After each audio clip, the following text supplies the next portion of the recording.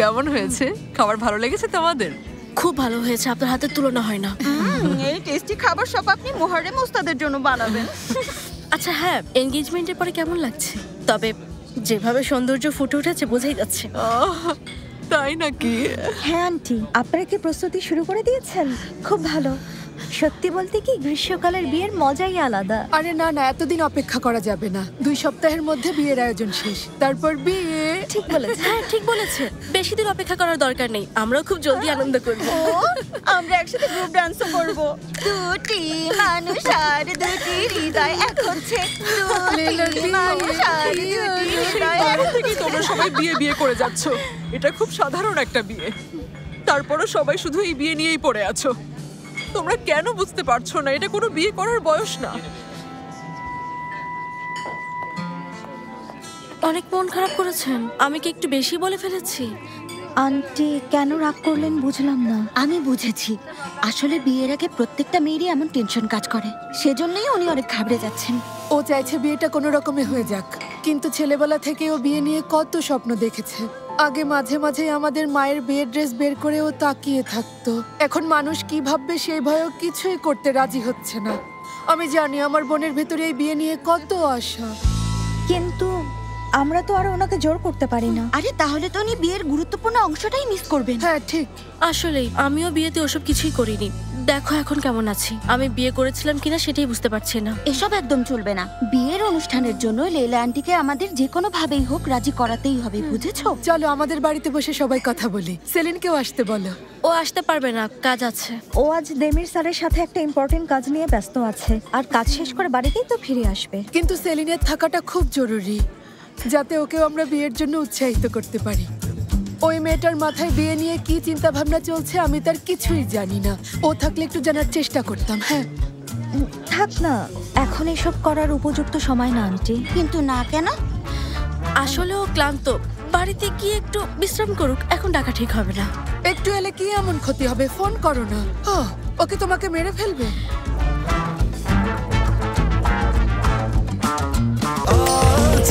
স্বাস্থ্যকর all time honeycomb, সব সময় অল টাইম হেলদি লাইফ।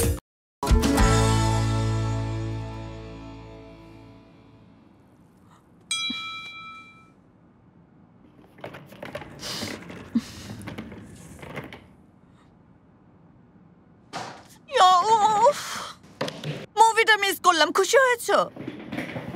শোনো, এত কষ্ট পেও না, আমি তোমাকে নিয়ে যাব। দুটো এক হলো না, এটা মুভি প্রিমিয়ার ছিল, এখানে অ্যাক্টরস ডিরেক্টরস সবাই থাকে। আচ্ছা তাই নাকি? কি হলো, আরদাকে বাদ দিয়ে বুঝি অ্যাক্টরসদের সাথে ফ্লার্ট করতে চেয়েছিলে? আড্ডা না শুধু, আমি তো সামনে যাকে পাই তার সাথেই ফ্লার্ট করা শুরু করি। তাছাড়া ওই মুভির যে হিরো সে আমার অনেক পছন্দের। সমস্যা আছে? না, তুমি ওনাকে সামনে থেকে দেখলে কি এমন হতো? ওনাদের মুভিতে দেখতে যেমন লাগে বাস্তবে একদমই তেমন না। আল্লাহ আল্লাহ, তাই বুঝি? এমন ভাবে কথা বলছো মনে হচ্ছে তুমি কোনো অ্যাক্ট্রেসের সাথে আগে ফ্লার্ট করেছো।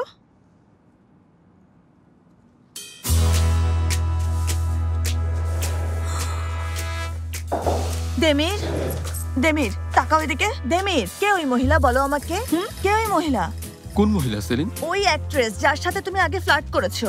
ও, তুমি তো এখানে ছিলে না, মানে সে জাপানের? হ্যাঁ, সে জাপানের ছিল তাই না? কবে সেটা? প্লিজ দেমির আমাকে বলো। আচ্ছা তুমি হাসছো কেন? হ্যাঁ, এবার বুঝেছি সব সত্যি। এখন শুধু আমাকে বলো ওর নামটা কি ছিল। হ্যাঁ বলো না। তুমি আমাকে বলো আরদা আসলে কে? আমি তো বলেছি ও আমার স্কুলের বন্ধু। হ্যাঁ, স্কুলের বন্ধু, সিনোপের।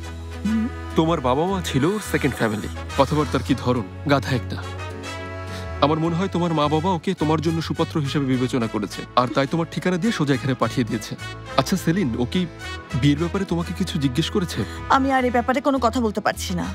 এখন বলো আর কি কাজ বাকি আছে, জলদি করে ফেলি। কেন, মুভি শেষ হওয়ার পর দেখা করবে? ইয়ার দেমির,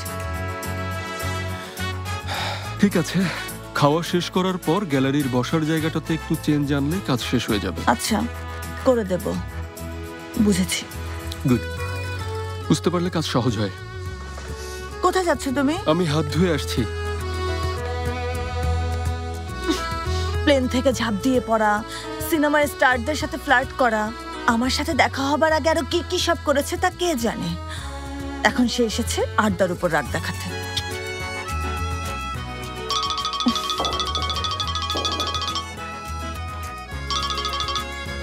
হ্যালো আয়দা। হ্যাঁ সেলিন, একটু পর আমরা সবাই ফিরোজ আন্টিদের বাড়িতে যাব বিয়ের প্রস্তুতির বিষয়ে কথা বলতে। আরে না, ওখানে না, আমার বাড়িতে এসো, রাতে সবাই একসাথে থাকবো। দেখো আজ রাতে আমি যদি একা থাকি তাহলে নিশ্চিত আমি পাগল হয়ে যাব। আমি বাড়ি পৌঁছে তোমাকে জানাবো, কেমন? ঠিক আছে। ঠিক আছে, এখন রাখি।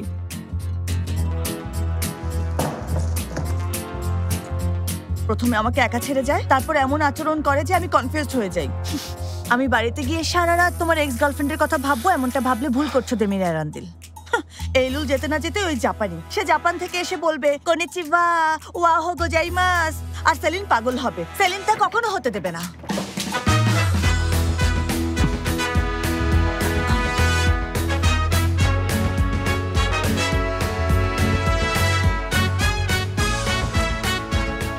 আসলে আমি প্রেজেন্টেশনের জন্য প্র্যাকটিস করছিলাম, তাই জোরে জোরে বলেছি। ঠিক আছে সেলিন, তুমি চাপ নিও না। আগে ওই চেঞ্জিং এর কাজটুকু শেষ করো, তারপর তোমাকে বাড়ি পৌঁছে দিচ্ছি। ওকে।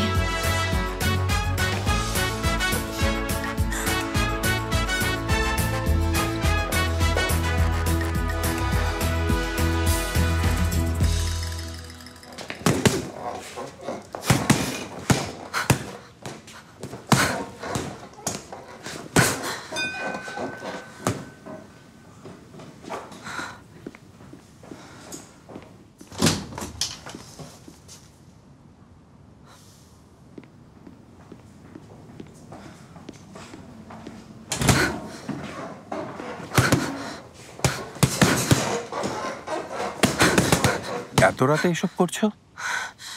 হ্যাঁ, আমার মনকে ডাইভার্ট করার জন্য এটা করা দরকার। মনে হচ্ছে ওই পাঞ্চিং ব্যাগের জায়গায় তুমি আমাকে ভাবছো। না তো, এমনটা আমি কেন ভাবতে যাব? যে কারণে আমার সাথে তুমি এত শান্ত আচরণ করছো। দেখো, আমি স্বাভাবিক আচরণ করছি। আমি আসলে এমনই, কাউকেই খুব একটা আপন করতে পারি না।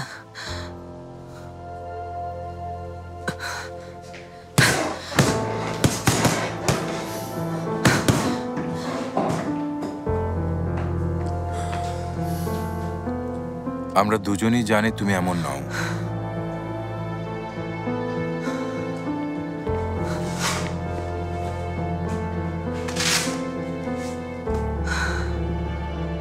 তুমি আমার কাছে কি চাও?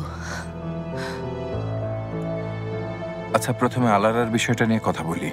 তুমি আমার উপর রেগে আছো। তোমার কাছে এটা একটা মেয়ের আবেগ নিয়ে খেলা অনেক ঘৃণ্য একটা কাজ। তাই হয়তো তোমার এখন আমার চেহারায় ঘুষি মারতে ইচ্ছে করছে। তাই বলছি তুমি অনেক শান্ত আচরণ করছো। হ্যাঁ, রাগ করেছি। তোমার এইসব প্ল্যানের পেছনে দেমিরকে আঘাত করতে চেয়েছো, এটা জেনেও রাগ হয়েছে।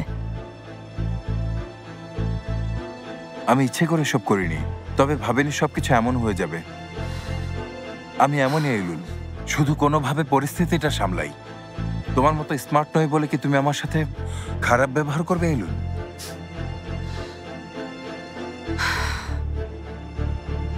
আমি শুধু সবকিছু একটু ঠিক করার চেষ্টা করছি। এবার দেমির আর তোমার এই শত্রুতা বন্ধ করো। ঠিক আছে, চেষ্টা করব, চেষ্টা করছি, তবে এটা সহজ না। মাঝখানে আবার আমাকে নিয়ে আসবে, তাই না? তোমার রাগের কারণ বুঝেছি। এটা আমাদের কাজ না, তাই তো? তুমি কনফিউজড। কারণ হলো দেমির আর সেলিনের মধ্যে ঝামেলা চলছে, আর তুমি আবার নতুন করে। এবার থামো বুরাক, যা বলেছো আর বলো না। আমি একজন মানুষকে চিনতাম যে ইস্তাম্বুলকে উৎসাহের সাথে বলেছে আমরা খারাপ মানুষ। সে খুব সাহসী আর সুন্দরীও। তাকে সামলাও, আর কিছুই লাগবে না।